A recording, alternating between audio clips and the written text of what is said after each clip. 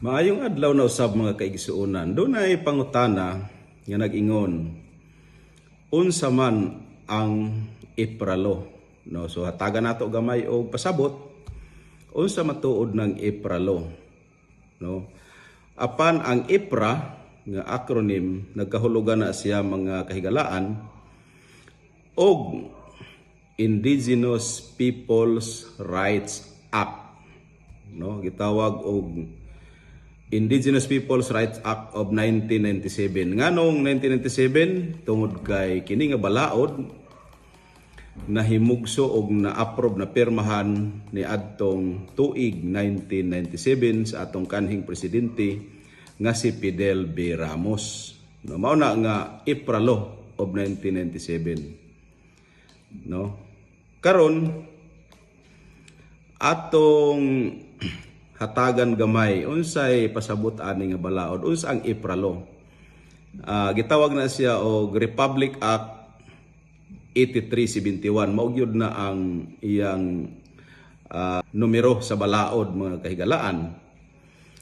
So ang Republic Act 8371 kun IPRA gitawag ni siya og an act to recognize, protect and promote the rights of indigenous peoples, indigenous cultural communities, creating the National Commission on Indigenous Peoples. No, NCIP mauna ang ahensya sa gobyerno nga maoy gitahasan sa maong balaod nga maoy mo implement sa tanang mga palisiya, mekanismo. Mauna nga ang NCIP mga higalaan dunay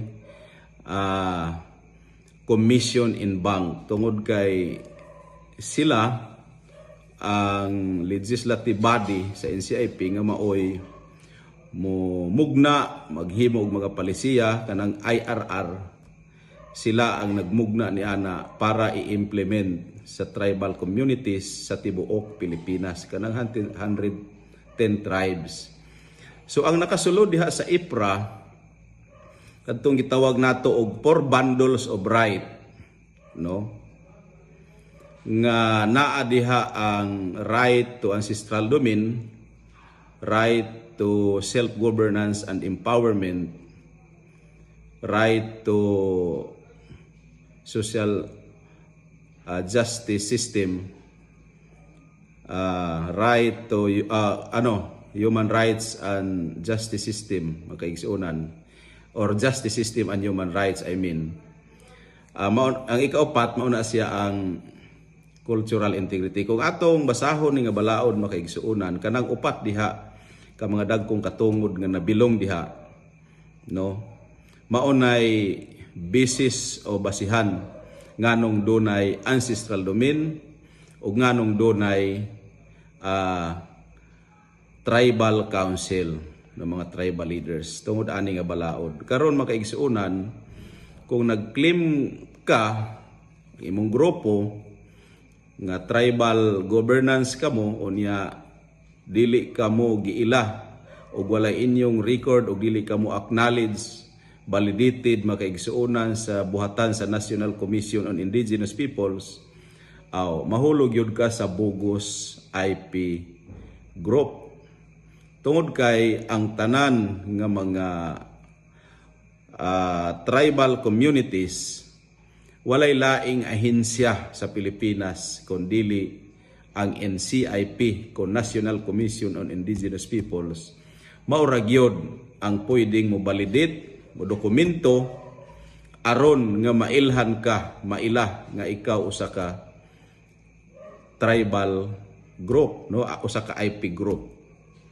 So mauna nga at least kadtong uban listo lang kaayo mo claim nga sila usa ka tribal governance, tribal government sama sa federal tribal government nga nag-angkon-angkon, naggamit sa IPRA, pero ang tinuod dili sila moila sa NCIP kay wa pud sila ilha sa NCIP og kami nga mga tribal leaders sa mga tribal communities palibot sa Caraga region wala pud namo na sila ilha tungod kay dili man pud na sila mga membro sa tribo dinhi sa Caraga.